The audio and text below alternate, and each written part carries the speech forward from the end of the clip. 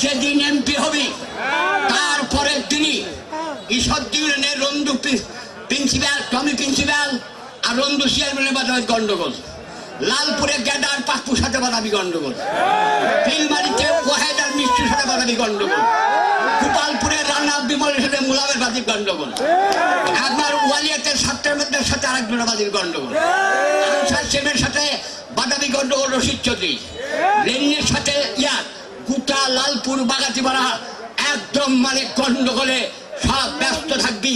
আর ওই সম্পূর্ণ মধু লিয়া যায় মাদারীপুর হাতে। এই গরুর পাশা আছে মাদারীপুর, মুখ আছে লালপুর। এই গরুকে লালপুর বাগাতিপাড়ার মানুষ ওরা খাওয়াবে দুয়ারি আল্লাহ, এই গরুকে খাওয়াবে কচি সিমস আপনার চাঁদপুরের। এ গ্রেড ক্লিংকারের কনফিডেন্স সিমেন্ট বাংলাদেশের হৃদয় জুড়ে। গোপালপুর মিলের আপনার মোলাসেস পদ্মাপাড়ের কচি কচি ঘাটটা গোসু তারা করবি, তাজা করবি।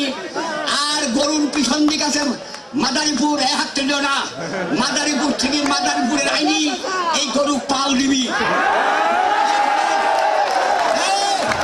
এই গরুর বাচ্চা দিবি, এই গরুর দুধ দিবি, এই গরুর গোবর টুক পর্যন্ত লালপুর।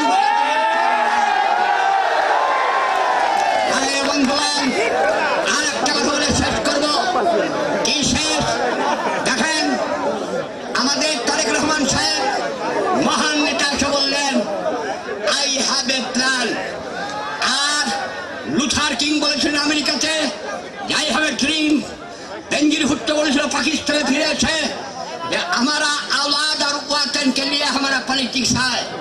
আর মহাত্মা গান্ধী কি বলল ভাবেন, সত্যম শিবম সুন্দরম অহিংস পরম ধর্ম। এখন এই তারেক রহমানের আই হ্যাভ এ প্ল্যান দিয়া আমাদের মিয়াও দিছে আই হ্যাভ এ প্ল্যান।